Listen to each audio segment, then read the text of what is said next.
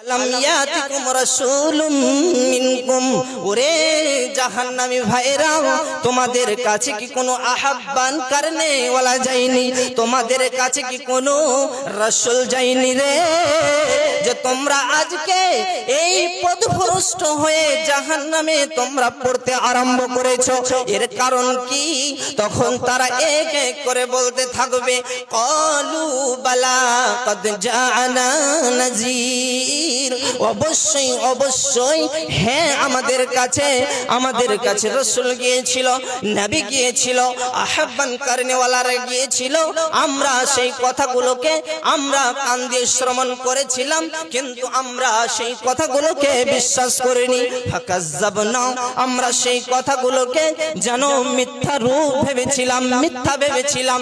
এই জন্য আমরা আজকে এই জাহান্নামের মধ্যে পড়ে আছি। জাহান্নামের দরওয়ান জিজ্ঞাসা করবে, আলাম ইয়াতিকুম রাসূলুম মিনকুম, তোমাদের কাছে কি কোনো রাসূল যায়নি, আহ্বান করনেওয়ালারা যায়নি, যে তোমরা আজকে জাহান্নামে পড়ে আছো? কেন? তো তারা বলবে, হ্যাঁ অবশ্যই এসেছিল, আমরা ফাকাজ্জাবনা, মিথ্যা ভেবেছিলাম। আর কি ভেবেছিলাম? ফাকাজ্জাবনা ওয়া কুলনা মা নাযালাল্লাহু মিন শাই ইন আনতুম ইল্লা ফি যালালিন কাবীর, এবং আমরা বলেছিলাম যে আল্লাহ কোনো কিছুই নাজিল করেনি, তোমরা যার মধ্যে রয়েছো তোমরা বড়ই বিভ্রান্তির মধ্যে পড়ে আছো, আমরাই যেন সঠিক পথে রয়েছি। এবার তারা এক এক করে যেন উত্তর দিতে থাকবে। কি বলবে? যে আমরা সেই দিন কথাগুলোকে আমরা মিথ্যা রূপ ভেবে আরো বলেছিলাম যে আল্লাহ কোনো কিছু নাজিল করেনি, তোমরা যার মধ্যে রয়েছো এটা হচ্ছে বিভ্রান্তি পথ, ভুল পথ, আমরা সঠিক পথে রয়েছি।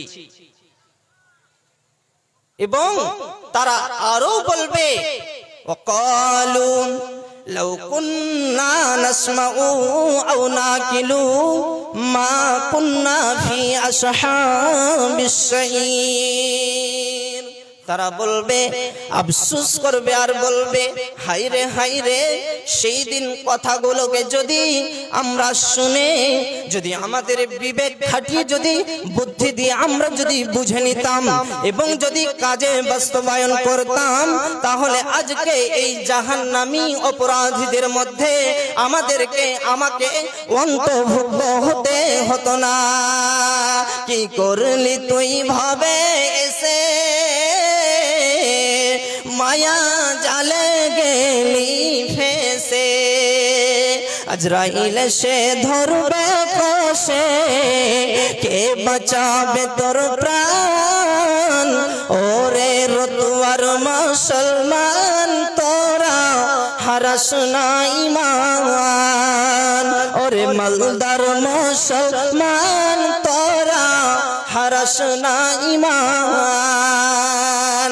যতই করিস নামাজ রোজা, যতই করিস নামাজ রোজা, থাকবে না তোর পাপের বোঝা, আখিরাতে পাবি রে তুই, কিয়ামতের মাঠে পাবি রে তুই জান্নাতি আদম।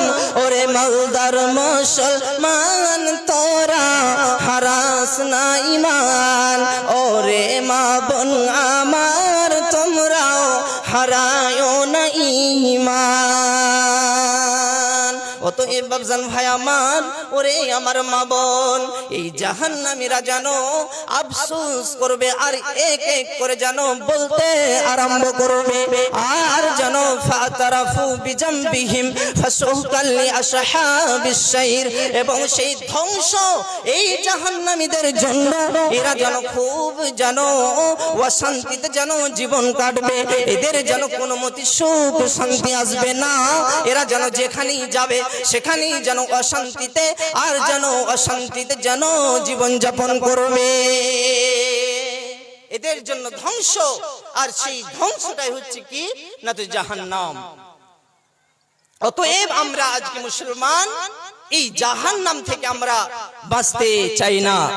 তাই রাসূল সাল্লাল্লাহু আলাইহি ওয়াসাল্লাম তার হাদিসের মধ্যে বলছেন ওয়া হুফাতিন নারু বিশ-শাহাওয়াত, পৃথিবীর উম্মাত উম্মতি যারা কি করে, দুঃখে যারা কষ্টে থাকে, ওরা ভাবে যে আমরা খুব অশান্তিতে আছি, কিন্তু না, নবী করিম সাল্লাল্লাহু আলাইহি ওয়াসাল্লাম হাদিসের মধ্যে বলছেন ওয়া হুফাতিন নারু বিশ-শাহাওয়াত, জাহান্নাম পরিবেষ্টন করে আছে কাতি, লোভ লালসা, দুনিয়ার রং তামাশা, দুনিয়াদারি জাহান্নাম পরিবেষ্টন করে আছে। অর্থাৎ ব্যাখ্যা বিশ্লেষণ কি বলছেন, যে ভাবছেন যে আমি খুব শান্তিতে আছি, খুব রং তামাশা করছি দুনিয়ার বুকে, আমি প্রত্যেকদিন মাছ মাংস দিয়ে ভাত খাচ্ছি, আমার যেন রোজগার অনেক চলে আসছে, আমি যেন খুব শান্তিতে আছি, আমি কিন্তু নামাজ পড়ি না, তারপরে অনেক শান্তিতে আছি। আমরা এমন কথা লোকজনকে আমরা বলে বেড়াই পাড়াতে পাড়াতে, তুমি নামাজ পড়ো, তা সত্ত্বেও তোমার বাড়িতে খাবার জুটে না, আমি নামাজ পড়ি না, তাই দেখো আমার বাড়িতে কোনো অভাব নেই, কোনো অশান্তি নেই, কোনো যেন দুঃখ নেই, খুব আমি ভালো মতো কি করছি, জীবন যাপন করছি, কোনো আমার কষ্ট নেই। এটা আমরা বলি কি বলি না? আওয়াজ করুন, বলি কি বলি না? অবশ্যই বলি।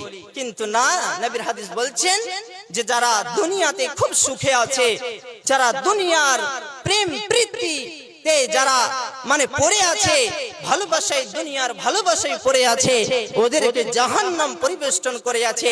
দুনিয়াতে তাদেরকে সুখটা আল্লাহ দিচ্ছে, কিন্তু পরকালটা তাদের কঠিন হয়ে যাবে, ওরা একবার এটা ভাবে না। তারপরে নবী কি বলছেন, ওয়া হুফাতিল জান্নাতু বিল মাকারি, এখানে নবী কি বলছেন যে জান্নাত পরিবেষ্টন করে আছে দুঃখ কষ্ট নিয়ে।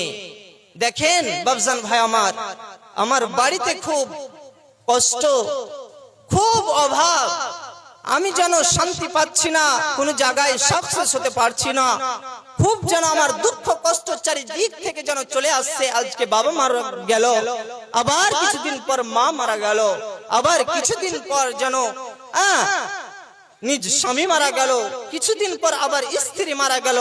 এগুলো কষ্ট না কষ্ট নয়? বলুন, অবশ্যই কষ্ট। ভালো মতো খেতে পাচ্ছি না, যেটি খাচ্ছি হালালে খাচ্ছি, তবুও মা বোন পিছনে অনেক আমার মা বোন দাঁড়িয়ে আছে, তাই আপনাদেরকে আমি অনুরোধের সাথে বলছি, আপনারা যদি আলেম ওলামাকে সম্মান দেন তাহলে কথাগুলো শুনুন। মধ্যে বলছি, খারাপ লাগছে, বক্তব্য রাখতে রাখতে বলছি, বক্তব্যের ভঙ্গিমা হয়তো অন্যদিকে চলে যাবে, তাই আপনারা অতি তাড়াতাড়ি সামনের দিকে এসে বসুন।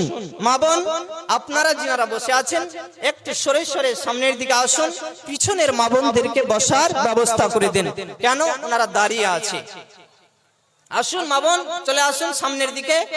এবং হয়তো এই পর্দার পার্শ্বে দিয়ে ফাঁকা আছে, পিছনে মা বোন যারা দাঁড়িয়ে আছেন অবশ্যই সামনের দিকে এসে বসে যান, সৌন্দর্য দেখাবে, আমাকেও বলতে ভালো লাগবে, আপনাদেরকে শুনতে ভালো লাগবে ইনশাআল্লাহ।